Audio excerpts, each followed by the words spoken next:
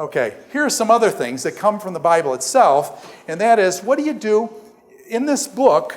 Would you expect God, does God know the future from the beginning from the end? Does God know the future? Now, do you know the future? Is there anybody in this room that knows it? Anybody on this campus knows the future? Question, what will happen in the stock market tomorrow, up or down? Yeah, nobody knows, okay? In other words, it's been so erratic, and what I'm saying is you can't tell tomorrow what's going to happen. You don't know tomorrow what's going to happen. Now you got a God who predicts things 700 years before they happen. 700, by the way, is 700 years a little bit of a length of a time? 700 years, Micah the prophet in Micah 5:2, Micah says, hey, when the Messiah comes, he's not going to just be born anywhere. The Messiah is going to be born in Bethlehem of Judea. Now you say, well, yeah, but there were millions of people born in Bethlehem, and there's just luck of the draw. Question, tell me, how big was the town of Bethlehem?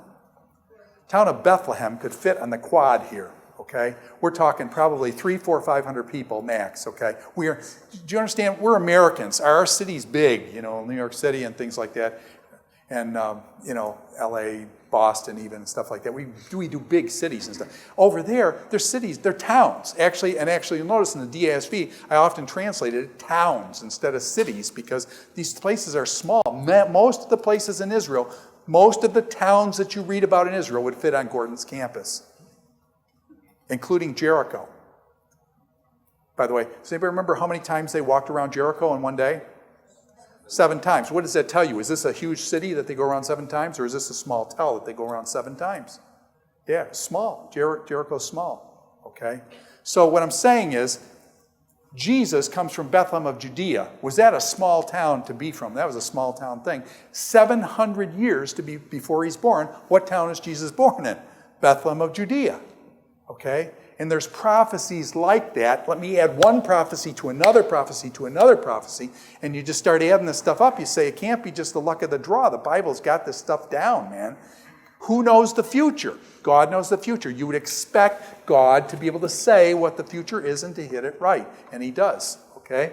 Miracles, another thing. You got a record. Moses walks up to the Reed Sea. I say Reed Sea just to annoy you, but he walks up to the Reed Sea, and he goes, okay, wham, bam, and the Reed Sea, guess what happens? The waters part, the Jews go across, the Egyptians come trucking in after them, the water goes and drowns all the Egyptians, okay? Now you say, well, that was just the luck of the draw, the miracle. The wind was blowing, they had a nor'easter that day, and it blew all the water back. But it didn't blow, it was blowing the water back. It was strong enough to blow, 50 feet of water, but it wasn't, the people could walk through it. Okay? And then when they got on the other side, they get really hungry and stuff, and all of a sudden this manna started coming down from the sky. That's pretty weird. Doesn't usually happen that way. Oh, and then you're out in Sinai. Sinai is like a major desert, and they haven't got any water and stuff, and so this guy goes up with a stick on a rock, whacks the rock, and all of a sudden, boom, this water comes out of this rock and feeds, all these people. Okay? You say, miracle. They go up to the Jordan River. They go up to Jordan River, and the Jordan River parts too, and they go across. They march around the city 7 times, and they go, hey, you guys, come out and play, and stuff, and the walls all fall down, okay, and stuff. And so, you know what I'm saying? So, actually what that was they were jiving. When they were walking around like that, they were all jiving. The ground was shaking. Really? Enough for big walls to fall down. And, pardon? Yeah, that would be miraculous, okay? Or Jesus saying, hey, let's, you got 5,000 people here, how much fish do you got? So let's feed these people or something. Or, you know what I'm saying? Or Elijah going up on Mount Carmel and a lightning bolt coming down at his request, a lightning coming down and frying that altar while these 400 prophets of Baal are off, screaming to their gods and cutting themselves as slashers, okay? So these are miracles. These are miracles. Now, by the way, if you're a critic of the Bible, don't believe in God, what are 2 things you've got to get rid of in the Bible? You have to get rid of prophecy. You have to get rid of prophecy, and you've got to get rid of the miracles. So you say, I don't believe in miracles, there is no God, there can't be any miracles. So you've got to go through miracle by miracle and explain them away out of all the Bible. Okay? Including this guy being born of a virgin, You got to get rid of that because virgins don't. Oh, I guess we could do that today. Anyways, sorry. Okay, no. All right. No, but you see what I'm saying? Do you see what I just did? Jesus was born a virgin. would they use something like this? Say, maybe it was a German soldier, maybe it was artificial insemination, maybe it was someone, you know what I'm saying, to explain the virgin birth away from Christ, because they got to get rid of it. The virgin birth is a miracle, okay? So they'll do that stuff. Now, here's something that came up, I think it was Frederick in Prussia.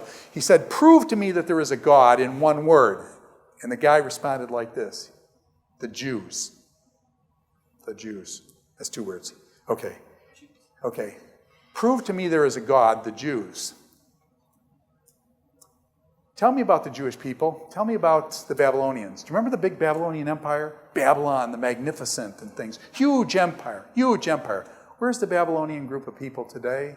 Where's the Babylonian Empire? It's where?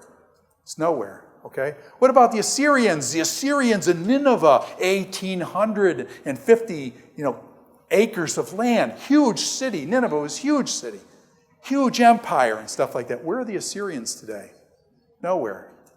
The Moabites, the Ammonites, the Edomites, all the ites and tites of the Bible. Where are all those groups of people? They're gone. Question. If I asked you where the Jews were today, what would you say? New York City. Sorry. Anyways. By the way, is that true? The honest truth is, I'm sorry, that's true. There's actually, okay, let me not get, this taping thing has its advantages and disadvantages, but anyway, so there's actually, to be honest with you, there's as many Jews live in New York City as there are in Israel. Do you understand that? Okay, and so, but anyways, there's a lot of Jews live in Israel and things, and I have a great deal of respect for them. Actually, I lived in Israel for a year and stuff. Things are getting bad there now. You need to pray for the peace of Jerusalem. Things are getting bad there now. And, but anyways, let me not get into it. I may get into it. Let me just do a little on this Jewish thing. All I'm trying to say is, over the centuries, have people tried to purposely destroy the Jews? Has that happened repeatedly, over and over and over again in history? The latest one was with Hitler and the Holocaust. 6 million Jews were wiped out. Is that a lot of Jews? Okay, 6 million Jews. Okay. Did the Jews survive that? Is there still a group of Jewish people even after the Holocaust? Now, by the way, are there people today that say the Holocaust never happened? Yeah, Ahmadinejad actually 3 or 4 days ago on the Drudge and stuff, it brought up that Ahmadinejad has said that he is committed to destroying Israel. This is just recently that he's going to destroy Israel. By the way, is he going to make a good shot at it? Probably. Yeah, he's trying to develop a nuclear weapon to do that, okay? And so Israel has got some major problems going on and stuff like that. Question, the Holocaust never happened. Well, Ahmadinejad, he has his opinion. He says his opinion is the Holocaust never happened. You have your opinion. You say the Holocaust happened. It's your opinion versus his opinion. Who do you know who's right? Everybody can have their own opinion, right? Everybody can have their own opinion. It's just his opinion versus your opinion, right? Yeah. In postmodernism, you guys, it's just, well, you think this, and it's okay to think this, and I think this, and it's okay, we can peacefully coexist, and it's just... Question, does anybody ever say what really happened? In other words, does it matter his opinion that it never happened? His opinion is that it never happened. Does that matter at all? Question, did it happen or not? Does it matter whether I acknowledge it or not? If I don't acknowledge it, does that mean it didn't happen? No, it doesn't matter what I think. It happened. And by the way, some of the people that went into Auschwitz and some of those places, did they say it was so horrendous? They said, Eisenhower and some of those people, no one will ever believe this. So did he purposely have his troops document that stuff? Because he said, nobody will believe what we just found here. And he purposely had that documented. Now, if you don't believe that, let me tell you a story about a lady named Sonia who stood on this platform.